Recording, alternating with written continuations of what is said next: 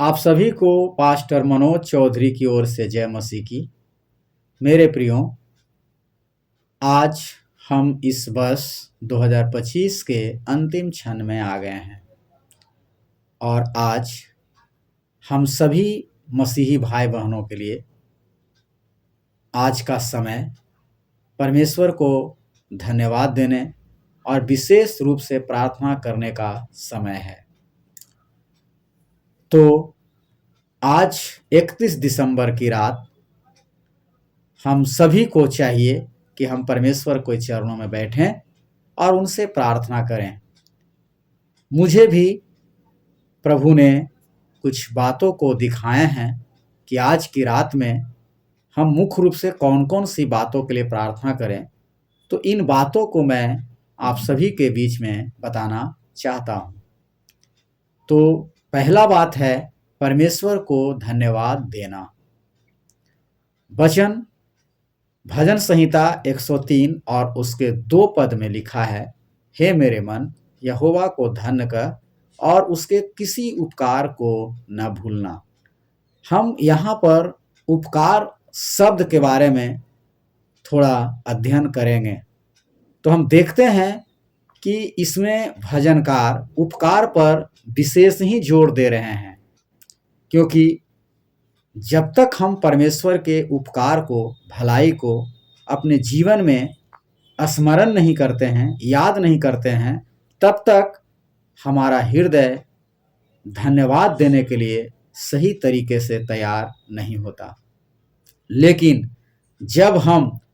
परमेश्वर के किए हुए उपकार, किए हुए भलाई, करुणा को अपने जीवन में याद करने लगते हैं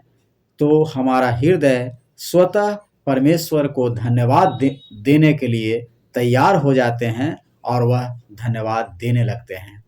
इसीलिए हम आज 31 दिसंबर की रात प्रभु के चरणों में बैठकर स्मरण करें कि प्रभु ने 1 जनवरी से लेकर अभी तक इस 2025 वर्ष में कितनी आशीषों को दिए हैं, कैसे परमेश्वर ने हमारे जीवन को, हमारे परिवार को, हमारे बच्चे को कैसे संभाले हैं, कैसे परमेश्वर ने हमारी एक एक कमियों को, एक एक ज़रूरतों को पूरा किए, किस प्रकार कठिनाइयों के समय में परमेश्वर ने हम सबों के लिए एक रास्ता खोले, हमारे लिए उपाय किए जब हम कठिनाइयों के दौर में गुजर रहे थे। यदि हम इन बातों को स्मरण करते हैं मेरे प्रियो, तो हम जानते हैं हमारा हृदय स्वतः परमेश्वर को धन्यवाद देने के लिए तैयार हो जाता है और अपने सृष्टिकर्ता परमेश्वर को धन्यवाद देना शुरू कर देता है।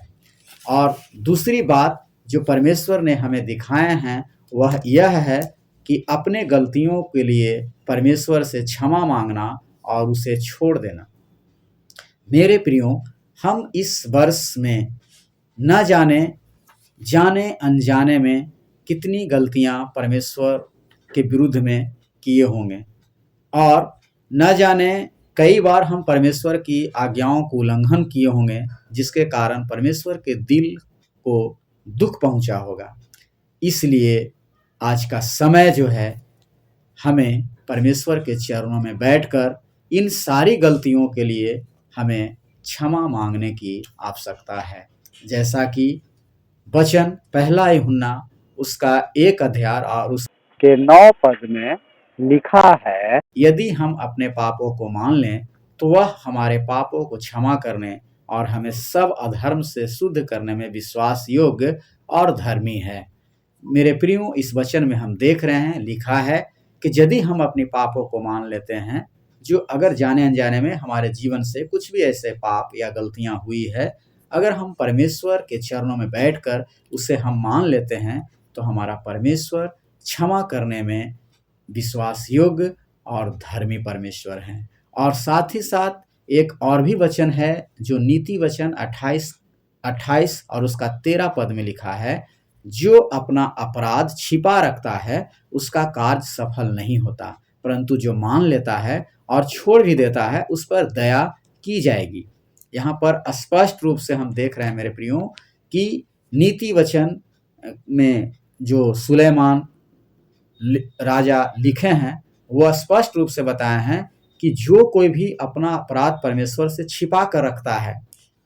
उसका कार्य कभी सफल नहीं होता। इसलिए ये वचन हमें प्रेरणा देता है कि हम अपने अपराधों को परमेश्वर से छुपाएँ नहीं, क्योंकि हम जानते हैं हमारा परमेश्वर सब कुछ जानने वाला है। वह हमारा सृष्टिकर्ता परमेश्वर है। इसलिए इससे अच्छा है कि हम अपने अपराधों को परमेश्वर के चरणों में बैठकर हम मान लें और उसे छोड़ देने का निर्णय करें। मेरे प्रियो, यदि हम ऐसा काम को करते हैं तो परमेश्वर की दया जो है हमारे ऊपर आती है और हमारे ऊपर परमेश्वर की दया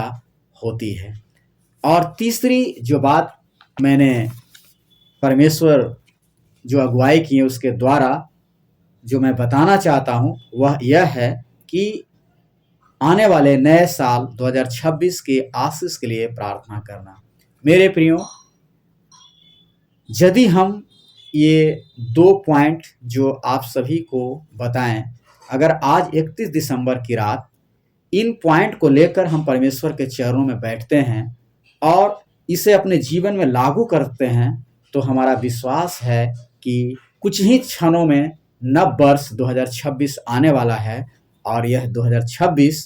हम सबों के लिए बड़ी आशीष को लेकर के आएगा। और इस नव वर्ष 2026 में परमेश्वर के लिए, हम सबों के लिए एक बड़ी योजना को परमेश्वर रखे हैं। हम वचन में यिर्मयाह की पुस्तक उसका 29 अध्याय और 11 पद में देखते हैं तो यहाँ पर लिखा है, यहोवा की यह वाणी है कि जो कल्पनाएं मैं तुम्हारे विषय करता हूँ उन्हें मैं जानता हूँ, वे हानि की नहीं है वरन कुशल ही की है और अंत में तुम्हारी आशा को पूरी करूँगा। इस वचन में हम देखते हैं मेरे प्रियो कि परमेश्वर अपने लोगों के लिए, अपने बेटे बेटियों के लिए हमेशा एक अच्छी योजनाओं को बनाते हैं, एक अच्छी कल्पना करते हैं। परमेश्वर हमारे भविष्य के लिए एक अच्छी योजना बनाते हैं और हम जानते हैं परमेश्वर इस नए साल 2026 के लिए हम सबों के लिए एक बड़ी योजना को बना रहे हैं मेरे प्रियो, और वो हमारी कुशल के लिए ही है, हमारी भलाई के लिए ही है और अंत में हमारी आशा पूरी की जाएगी, ऐसा ये वचन कहता है। लेकिन मेरे प्रियो, हमें ध्यान देने की आवश्यकता है कि यदि हम चाहते हैं कि परमेश्वर की ये योजना नए वर्ष 2026 में हमारे जीवन में पूरा हो, तो एक बात को हमें याद रखने की आवश्यकता है, जो नीति वचन उसका 3 अध्याय उसका 5 और 6 पद में लिखा है, तू अपनी समझ का सहारा न लेना वरन संपूर्ण मन से यहोवा पर भरोसा रखना और उसी को स्मरण करके सब काम करना, तब वह तेरे लिए सीधा मार्ग निकालेगा। मेरे प्रियो, आज इस प्रार्थना में इस वचन को हमें अच्छे से अपने जीवन में स्मरण करना है, अपने जीवन में इसे लागू करना है। और यहाँ पर जो लिखा है कि तू अपने समझ का सहारा न लेना। कई बार हम अपनी समझ का सहारा लेने के कारण कई बार हम कठिनाइयों में फंसते हैं, कई बार हमें दिक्कतों का सामना करना पड़ता है। इसलिए आज इस 31 दिसंबर की रात हम निर्णय लें कि परमेश्वर आने वाले नव वर्ष में पिता, हम हर एक बातों में आपके समझ का सहारा लें, हम हर एक बातों में आपके मार्गदर्शन हम लें और आपके मार्गदर्शन में ही हम चलने वाले हो सकें, आपके मार्गदर्शन में ही हम अपने जीवन को बिताने वाले हो सकें। और आगे वचन में लिखा है, वरन संपूर्ण मन से यहोवा पर भरोसा रखना, और पूरे मन से हम हर एक बातों के लिए परमेश्वर पर भरोसा रखें। और यदि हम ऐसा करते हैं तो वचन कहता है कि वह तेरे लिए सीधा मार्ग निकालेगा। इसलिए मेरे प्रियो, यदि हम चाहते हैं कि नव वर्ष 2026 में परमेश्वर की योजना, परमेश्वर की कल्पनाएं जो हमारे जीवन के लिए है, हमारे भविष्य के लिए, इस नव वर्ष में एक बड़ी योजना जो परमेश्वर रखे हैं हमारे जीवन में पूरा हो, तो हम अपनी समझ का नहीं बल्कि परमेश्वर पर हम अपने संपूर्ण मन से भरोसा रखें और उसी को स्मरण करके हम एक एक काम को इस नए साल में करने का प्रयास करें। यदि हम ऐसा करते हैं तो हम देखेंगे कि हमारे लिए सीधा रास्ता निकलता जाएगा। हमारे जीवन में कुछ उलझने, कठिनाइयां तो आएगी, लेकिन परमेश्वर उस बीच अपने दया और अपने अनुग्रह को उंडेल कर हमारे लिए सीधा रास्ता निकालता जाएगा और हम इस नए साल 2026 में बहुत ही आशीष को पाएंगे और बहुत ही आगे बढ़ेंगे और हम उन्नति को पाएंगे। तो मेरे प्रियो, इन्हीं वचनों के साथ मैं आज के इस वचन को समाप्त करना चाहता हूं। जो बात परमेश्वर ने हमें दिखाएं, मैं आप सबसे निवेदन करता हूं कि आज की रात इन बातों के लिए परमेश्वर के चरणों में बैठकर कुछ क्षणों को बिताएं और प्रार्थना करें। आइए हम एक छोटी सी प्रार्थना के साथ आज के वचन को समाप्त करें। हमारे महान, सामर्थी, जीवित और दयालु पिता, हम धन्यवाद देते हैं। हम धन्यवाद देते हैं प्रभु, इस पूरे वर्ष 2025 के एक एक दिन, एक एक क्षण, एक एक मिनट के लिए पिता, जो प्रभु आपने अपनी अनुग्रह, अपनी दया को बनाए रखे पिता परमेश्वर। हम इन सारी बातों के लिए प्रभु हृदय से धन्यवाद देते हैं और साथ ही साथ प्रार्थना करते हैं आने वाले नववर्ष 2026 हम सबों के जीवन के लिए जो प्रभु आप योजनाएं बना रहे हैं प्रभु, हमारे जीवन में लागू होने वाला हो सके पिता परमेश्वर। और प्रभु ये नव वर्ष हम सभी के जीवन के लिए, हम सभी भाई बहनों के लिए पिता परमेश्वर एक नई आशीष, एक नई उमंग, एक नई उत्साह और एक नई उन्नति को लेकर के आने वाले हो सके। प्रभु हम सब की सहायता और मदद करें। ये प्रार्थना यीशु मसीह के नाम से मांगते हैं, आमीन।